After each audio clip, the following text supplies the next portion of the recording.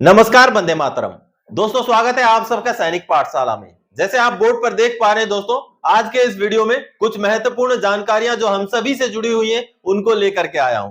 तो चलिए आगे बढ़ते हैं, एक एक जानकारी की ओर विस्तृत रूप से बात करते हैं। सबसे पहली जानकारी दोस्तों देखिए, वित्त मंत्रालय का 1 जनवरी 2024 का आदेश, पेंशन से नहीं होगी कटौती। जी हाँ दोस्तों, वित्त मंत्रालय ने पेंशनर को राहत देते हुए एक बहुत अच्छा आदेश पास किया है कि अगर मान लीजिए कोई पेंशनर पेंशन ले रहे हैं, उनकी पेंशन में कोई पेनल्टी लगा हुआ है, कोई कटौती हो रही है, रिकवरी हो रही है और उन पेंशनर की मृत्यु हो जाती है और फैमिली पेंशन शुरू होता है, तो फैमिली पेंशनर से वो कटौती नहीं ली जाएगी। चलिए आपको मैं वित्त मंत्रालय का उस आदेश को दिखाता हूं। दोस्तों, ये जो लेटर आप देख पा रहे हैं, भारत सरकार का वित्त मंत्रालय का लेटर है, जो कि 1 जनवरी 2024 का लेटर है।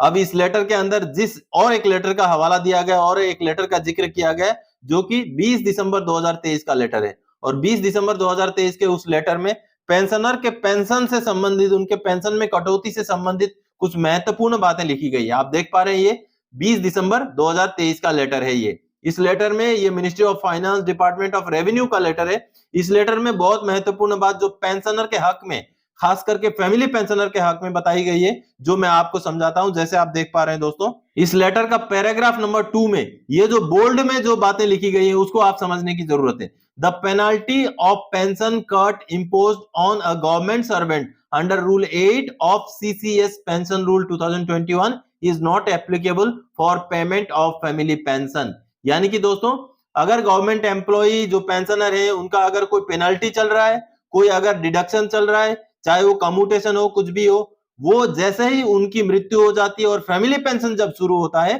तो फैमिली पेंशन में उन डिडक्शन का कोई भी असर नहीं रहेगा। ये बात इसमें क्लियरली बताया गया है दोस्तों, जो कि एक बहुत ही वेलफेयर से जुड़ा हुआ आदेश है पेंशनर्स के लिए, और खास करके जो फैमिली पेंशनर हैं, जिनका नया नया फैमिली पेंशन शुरू होना है, उनके लिए ये एक महत्वपूर्ण आदेश है वित्त मंत्रालय का।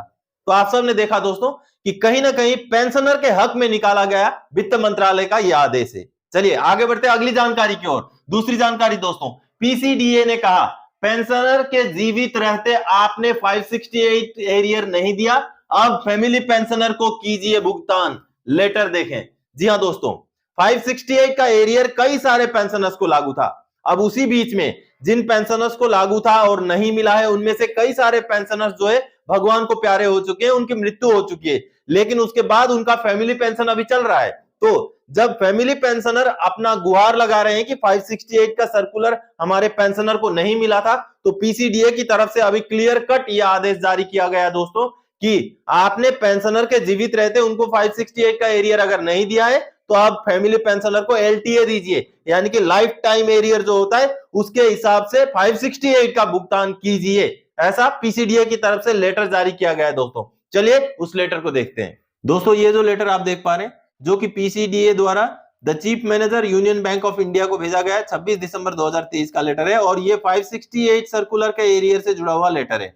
इस लेटर में सेकंड पैराग्राफ में ये बोला गया है दोस्तों कि हमने ये पाया है कि जो पेंशनर थे, जो सर्विस पेंशनर थे, उनकी मृत्यु हुई है 24 फरवरी 2016 को, लेकिन उनको 568 सर्कुलर का जो एरियर है वो लागू था। आगे ये भी बताया गया है, अगर आपने एलटीए के दौरान, यानी कि लाइफ टाइम एरियर पेमेंट करते दौरान अगर 568 सर्कुलर का एरियर का भुगतान नहीं किया है, तो आप हमें नॉन पेमेंट सर्टिफिकेट और ड्यू ड्रॉन स्टेटमेंट भेजिए, ताकि आगे की कार्रवाई हम कर सकें और जो फैमिली पेंशनर है उनको 568 का एरियर, जो सर्विस पेंशनर के दौरान का एरियर है, उसको भुगतान कर सकें। इस तरीके से जो है पीसीडीए की तरफ से बैंक को बताया गया है दोस्तों, और इस लेटर का कॉपी पेंशनर को भी एड्रेस किया गया है, जैसे आप देख पा रहे हैं। तो आप सब ने देखा दोस्तों, अगर आप भी 568 के हकदार हैं, बेशक उस समय में पेंशनर जीवित थे लेकिन वो नहीं ले पाए, आगे जाके उनको मृत्यु हो गई, और आज आप अगर फैमिली पेंशन ले रहे हैं, तो आपको भी जागना चाहिए, और अगर पेंशनर को नहीं मिला है तो उनको जरूर कार्रवाई करनी चाहिए, ताकि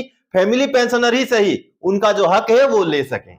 चलिए आगे बढ़ते हैं अगली जानकारी की ओर दोस्तों। बैंक का पेंशनर को ईमेल, हमने आपको 90,276 रुपए 568 का एरियर का भुगतान कर दिया। जी हाँ दोस्तों, जब पेंशनर जागरूक हो रहे हैं, जब उनको लगता है कि उनको 568 का एरियर लागू था लेकिन नहीं मिला उनको, तो वो ग्रीवेंस डाल रहे हैं। ऐसे में पेंशनर्स को मेरी ये नसीहत है कि आप सबसे पहले अगर आपको लागू है तो ये चेक करें कि आपको ऑलरेडी मिल तो नहीं गया है। अब ये जो ईमेल आप देख पा रहे दोस्तों, जिसमें सीपीपीसी ने पेंशनर को यह जवाब दिया है, with reference to trail mail an amount of 90,276 towards arrear as per circular 568 already been paid on 9 December 2016। यानी कि इन जो पेंशनर ने ये ग्रीवेंस डाला था उनको ऑलरेडी मिल चुका था, लेकिन फिर भी उन्होंने ग्रीवेंस डाल दिया और सीपीपीसी की तरफ से जवाब मिला है कि हमने आपको 90,276 रुपए ऑलरेडी दिसंबर 2016 में ही भुगतान कर दिया।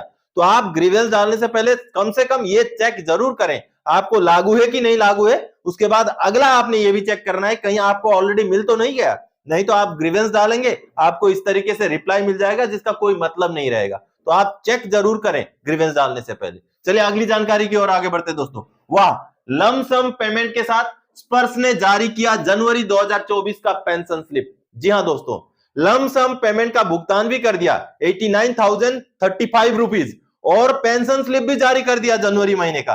अब ये जो सामने आप पेंशन स्लिप देख पा रहे हैं दोस्तों, जिसमें पेंशनर को पूरा लमसम अमाउंट जो है 89,035 रुपीज का भुगतान हो चुका है जैसे आप देख रहे हैं। और आपको बता दूं ये जो भुगतान था दोस्तों, ये ओआरओपी का एरियर का भुगतान था। जी हां, ये जो पेंशनर है, अब ये जो मैसेज आप देख पा रहे हैं ये बैंक का मैसेज है जिसमें भी 89,035 रुपीज उनके अकाउंट में भुगतान होने की बात जो है बैंक की तरफ से वो एसएमएस आया है। तो दोस्तों आपको बता दूं, जानकारी दे दूं, ये जो पेंशनर थे ये स्पर्श में माइग्रेशन हुए थे, उनका पहला इंस्टॉलमेंट मिला था डीपीडीओ से, दूसरा इंस्टॉलमेंट और तीसरा इंस्टॉलमेंट उनको स्पर्श से मिलना था जो नहीं मिला था। उन्होंने डीपीडीओ से नॉन पेमेंट सर्टिफिकेट स्पर्श में भिजवाया, तब जाकर के उनको दूसरा और तीसरा इंस्टॉलमेंट और साथ ही साथ उनको डिसेबिलिटी का पहला, दूसरा, तीसरा इंस्टॉलमेंट, ये 5 इंस्टॉलमेंट मिलाकर के उनका 89,035 रुपीज का भुगतान हुआ है। तो आपको भी अगर अभी तक आप स्पर्श में माइग्रेशन हो गए और बीच में आपका एरियर छूटा हुआ है तो आपको एनपीसी भेजना पड़ेगा। अगला मेरा पॉइंट उसी के ऊपर है। देखिए, जिनका भी ओआरओपी के किस्त बचे हैं स्पर्श में माइग्रेशन की वजह से, वे सभी एनपीसी भेजें। जी हां, आपने पहला किस्त या दूसरा किस्त जो है आपने ले लिया है डीपीडीओ से या सीपीपीसी से, उसके बाद आपका माइग्रेशन स्पर्श में हो गया और आपका तीसरा किस्त या दूसरा किस्त छूट गया है जो अभी तक नहीं मिला है, तो आपको दोस्तों बैंक की तरफ से या सीपीपीसी की तरफ से एनपीसी यानी कि नॉन पेमेंट सर्टिफिकेट स्पर्श को, पीसीडीए को भिजवाना पड़ेगा, तब जाकर के आपका उस किस्त का भुगतान होगा। ऐसे में और एक सवाल खड़ा होता है दोस्तों, और वो है तो क्या चौथे किस्त के लिए भी एनपीसी चाहिए? जी नहीं, आप अभी अगर स्पर्श में माइग्रेशन हो गए हैं, आपने पहला, दूसरा, तीसरा किस्त जो है बैंक से लिया है, या तो फिर पहला बैंक से लिया, दूसरा, तीसरा स्पर्श से लिया है, किसी भी तरीके से आपने अभी तक 3 इंस्टॉलमेंट ले लिए ओआरओपी के, अब चौथे इंस्टॉलमेंट का आप इंतजार कर रहे हैं, तो आपको कोई एनपीसी की अभी जरूरत नहीं है। लेकिन हां, आपने तीसरा किस्त तक बैंक से लिया है, उसके बाद आपका माइग्रेशन हुआ है और चौथा किस्त अगर समय से नहीं आता है तब जरूरत पड़ सकती है कि आपको एनपीसी सीपीपीसी की तरफ से स्पर्श को भिजवाना पड़े। अदरवाइज आपको अभी कोई एनपीसी भिजवाने की जरूरत नहीं है। फरवरी के पहले या दूसरे जो हफ्ते में आपका ओआरओपी का चौथा किस्त मिलने के पूरे आसार हैं दोस्तों। तो दोस्तों आज के इस वीडियो में इन्हीं जानकारियों के साथ आया था। आगे और कोई जानकारी आज से सरोकार रखने वाला विषय लेकर मैं फिर से हाजिर हो जाऊंगा। तब तक के लिए जय हिंद दोस्तों।